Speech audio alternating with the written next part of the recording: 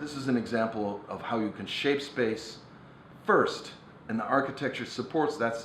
And you can read that from this distance. When you see this project from a distant view, you can understand that something else is happening here. It isn't just some iconic skyscraper. And every residential building must have at least 2 hours of sunlight minimum per day. And these lines, what you're looking at, that actually cut the elevation, that give the shape, the interesting shape to the project, actually come right from a zoning diagram, and you can see the position of the sun is here, and these sun diagonal lines are going down to the adjacent residential building. So the building, in a way, you could say, is sliced by sunlight.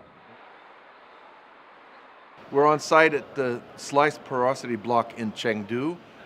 Chengdu in China, for 2,000 years, it's the oldest city to have the same name in the same place. We're in the History Pavilion, and this is part of a concept of buildings within buildings.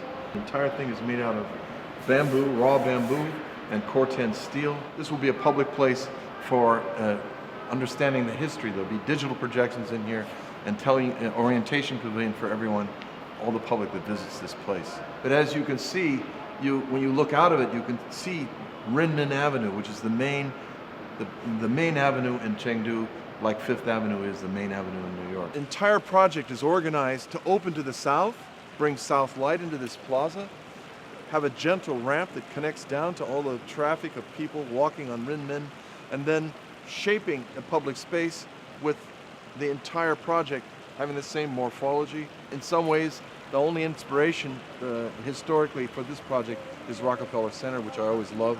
The way Rockefeller Center shapes a big public space without any building being iconic. To really know a people, you must understand their poetry first. And ancient Chinese poetry is probably the deepest tradition on earth of poetry. And then Du Fu is one of the greatest poets, and he lived in Chengdu. So when I came here, I went to the Du Fu Pavilion, and I found this fragment in one of his poems called Prelude. And it goes, "This fugitive between the earth and the sky, from the northeast, storm-tossed to the southwest, time has left stranded in 3 valleys." So we had that poem as a kind of feeling about the project, and we made this project in 3 valleys. There are 3 bodies of water, each related to time, and each one is named after a gorge. That's the Wu Gorge. You see that long skylight that's under that water fountain. That's the Wu Gorge. The Kutang Gorge is down below, and there's the Shilin Gorge here. You see this wonderful skylight here. So there's a kind of carving out of the space down below that relates to the fountains on the top. So the building is very interesting in section. This is the fountain of the 12 months. You can see a very rough cast iron trough, these 12 spouts that come out. And all this water is recycled. The whole project is on there's 482 geothermal wells, 100 meters deep below the shopping center that give the heating and cooling here, and natural ventilation to all spaces.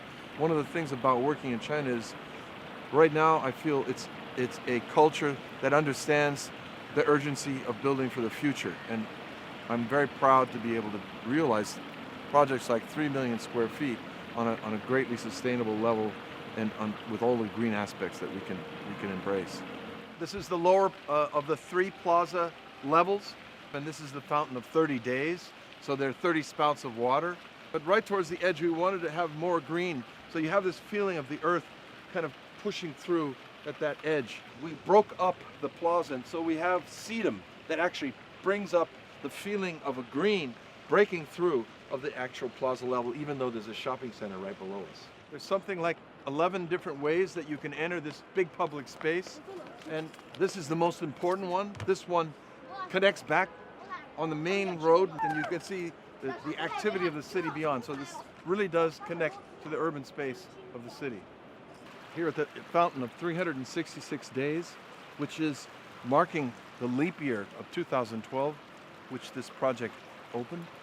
You can see the marking of the 366 days in granite blocks, the weeks marked in a glass block with light, and the carved granite, which intercepts the water, giving the maximum sound for the minimum amount of water flow.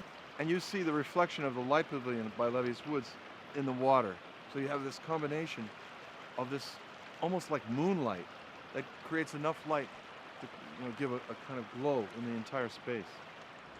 The concept of buildings within buildings was something that was driving the original design of this entire complex. And here in the hotel is inserted Levius Woods Light Pavilion. And it's an amazing work. The vectors of light, vectors of beams of light bend and intersect a stainless steel sleeve that lines the roof and the walls and the floor of this cut in the section. So what happens is there is a kind of dissolve of infinity going up, infinity going over, infinity going down. You actually lose the sense of gravity. What's amazing is in 2 weeks' time, since this has been lit every night at 6 o'clock, and people have seen it, they begin to call it Shuguan, which is time light. It's an incredible poetic justice because the entire idea of three valleys suspended in time is what organizes the entire public space here. So I'm sure Levius would be happy that it's Shuguan, time light.